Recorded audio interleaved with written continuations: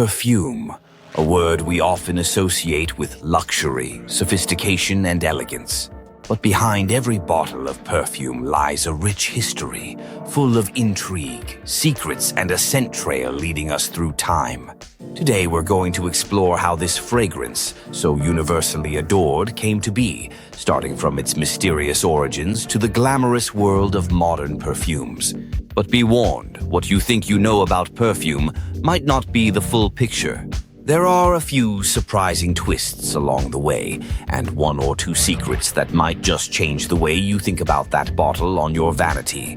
The story of perfume begins thousands of years ago. While today it's often associated with luxury, the earliest use of fragrance was far from glamorous.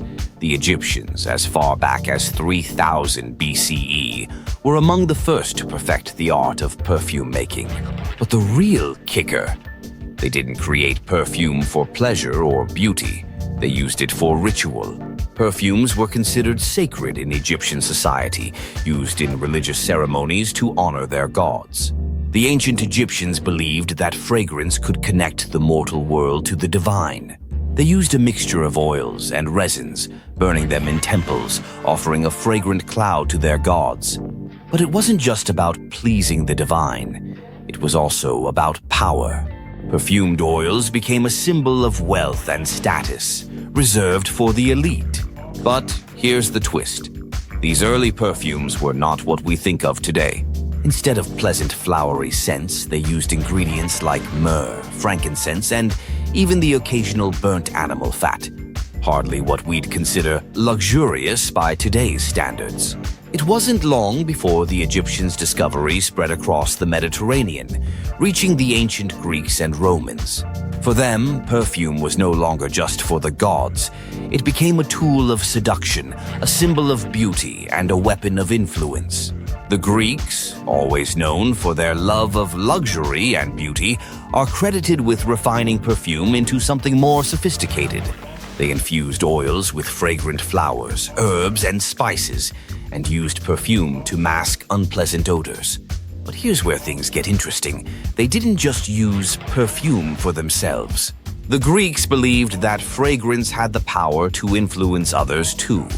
They would anoint themselves with perfume to entice lovers, assert dominance, and sometimes even sway political decisions.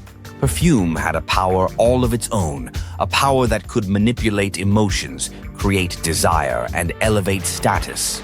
The Romans, not wanting to be outdone, took perfume to new heights. They were known for their opulence, and their use of fragrance was no different. They took the art of perfume making to an industrial scale. The first perfumed baths were introduced, and the wealthy Roman elite would submerge themselves in water mixed with fragrant oils. They didn't stop at baths. Perfume was also used in their food, on their clothes, and even in their hair.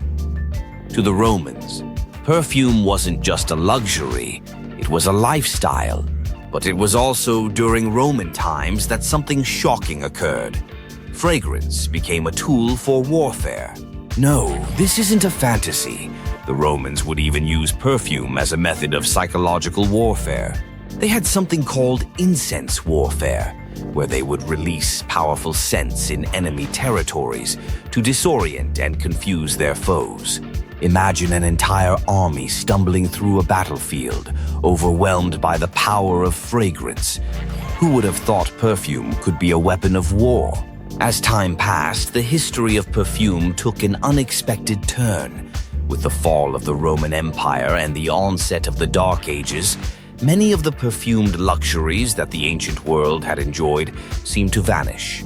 But in the shadows of this decline, a strange and unexpected shift began. While the masses of Europe were struggling to survive, perfume took on a new purpose: survival.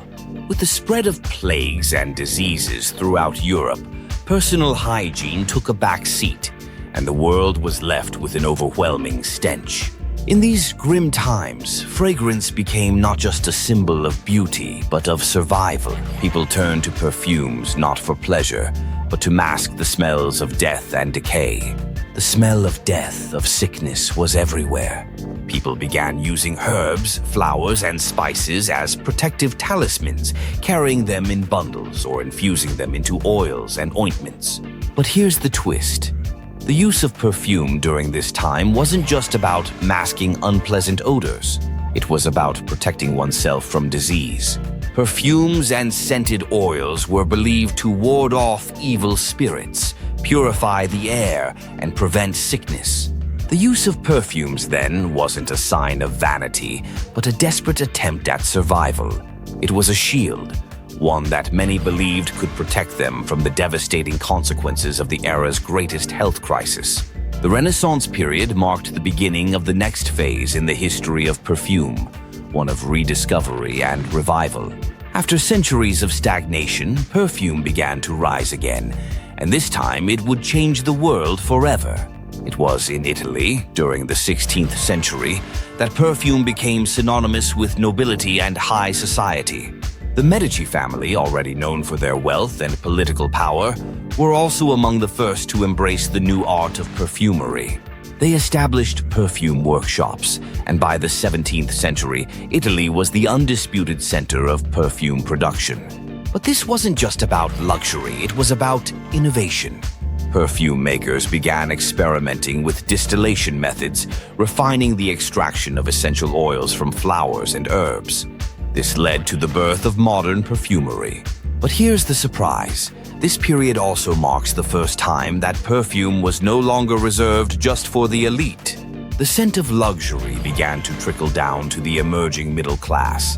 Perfume went from being a symbol of wealth and status to a form of personal expression. People started to wear perfume for themselves rather than just for others to admire. This was a game changer. By the 18th century, the French had become the undisputed masters of perfume. This was the age of Marie Antoinette, Louis XVI, and the glittering court of Versailles. Perfume was no longer just a luxury item. It was a necessity of life, a symbol of one's place in the social hierarchy. The French revolutionized the world of perfume with the creation of the first modern perfume house, Guerlain, which was founded in 1828. Guerlain became a household name, crafting scents that would define an era. But it wasn't just French royalty and nobility who were obsessed with fragrance.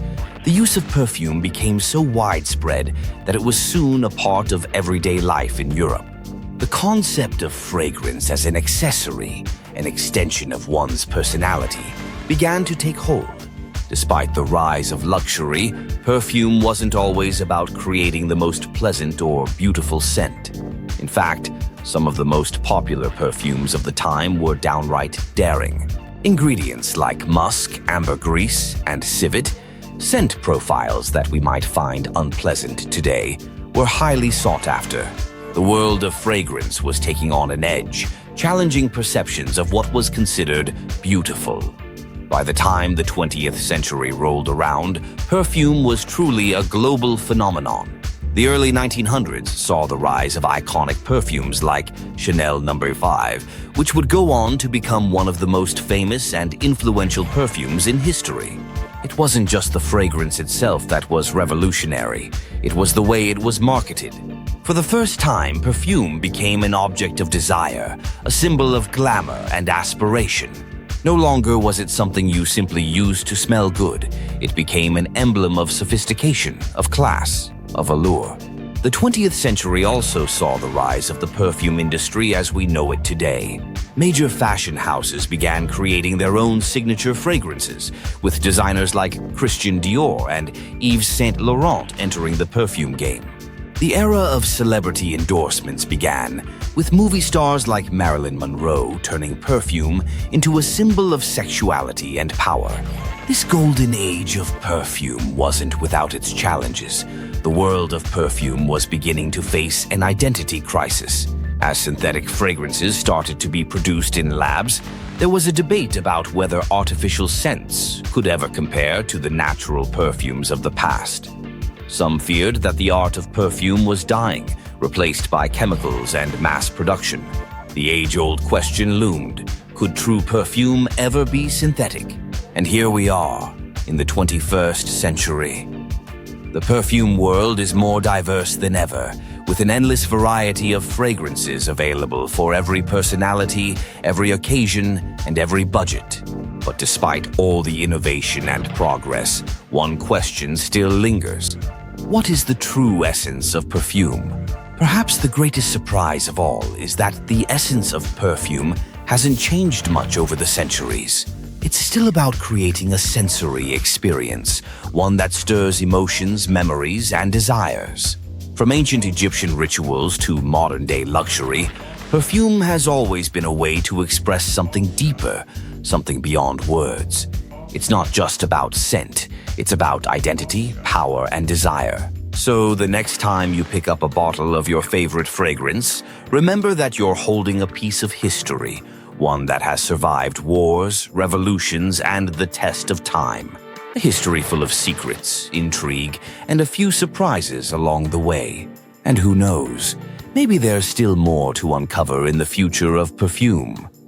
Please like and subscribe to our channel, and thanks for watching. Here are 2 more videos that you might be interested to continue watching.